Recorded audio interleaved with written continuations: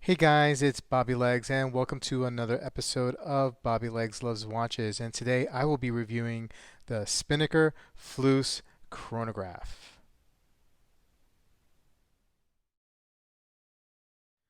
Now, this is the second time I get to review a Spinnaker watch on the channel. Spinnaker is a micro brand that produces affordable, good quality watches.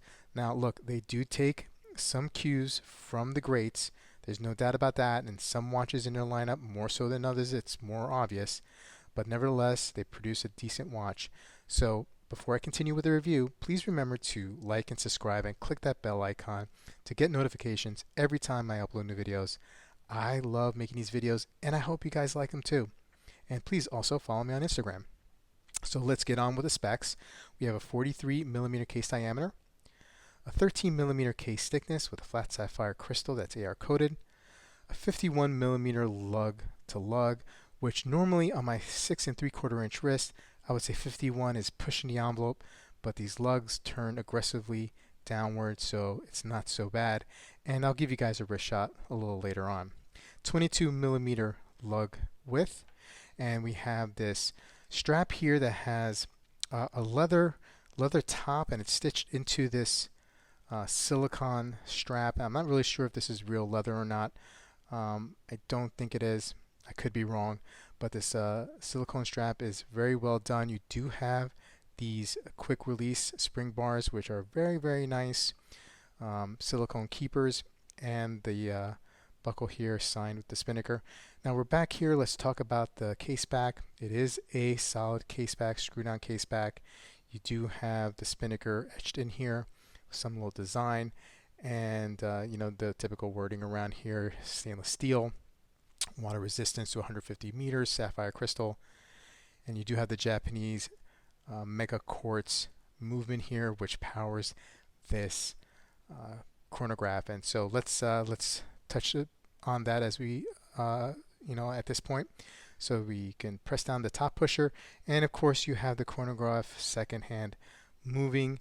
Then you can stop it, and I have this screwed down. Let me unscrew it, and then you can push down on this bottom pusher, and it'll snap back. This actually snaps back. Usually with quartz chronographs, you will see a sweep back to the 12 o'clock, but this actually snaps back.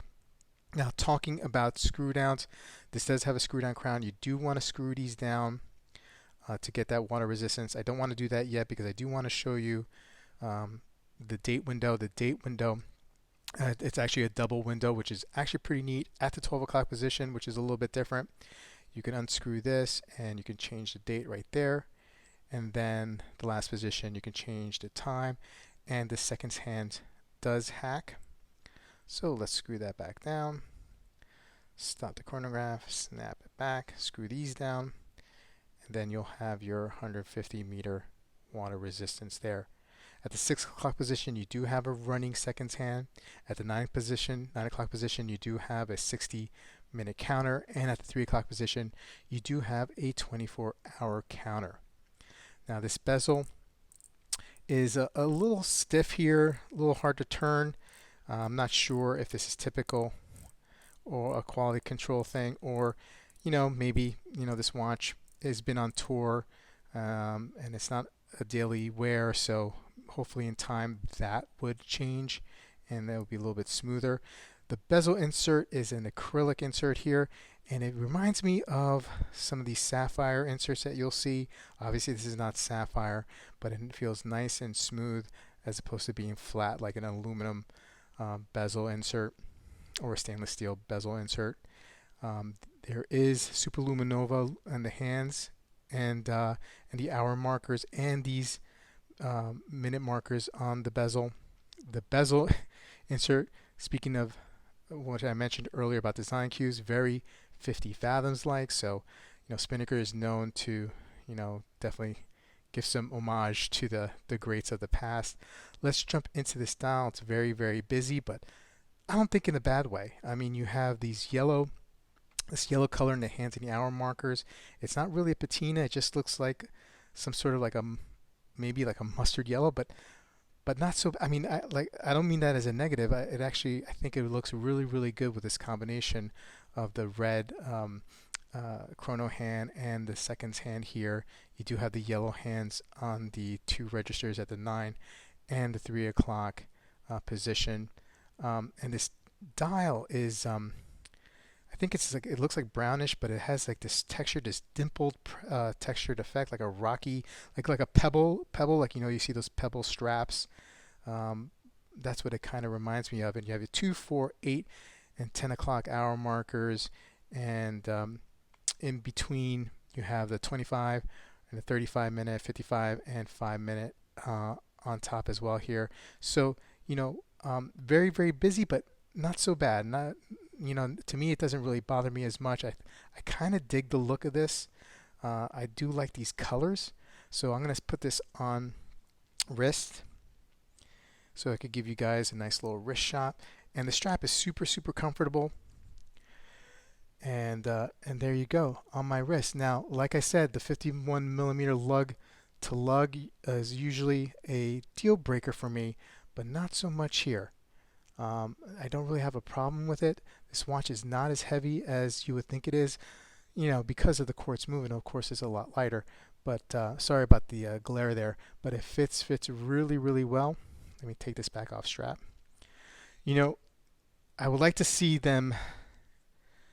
You know, if this is a quality control issue with the bezel, I would like to see some improvement on Spinnaker on that fact. I don't know if everybody or anybody else has had an issue with this watch, but I think that would help.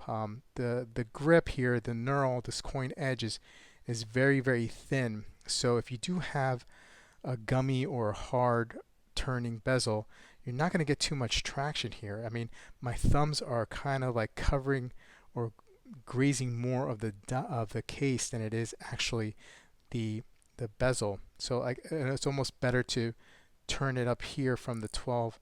Yeah, see, that's a little bit better, but it's not the most ideal spot for my hands anyway to turn the bezel. But other than that, I really don't have anything you know, else to say about it in a needs improvement type of way.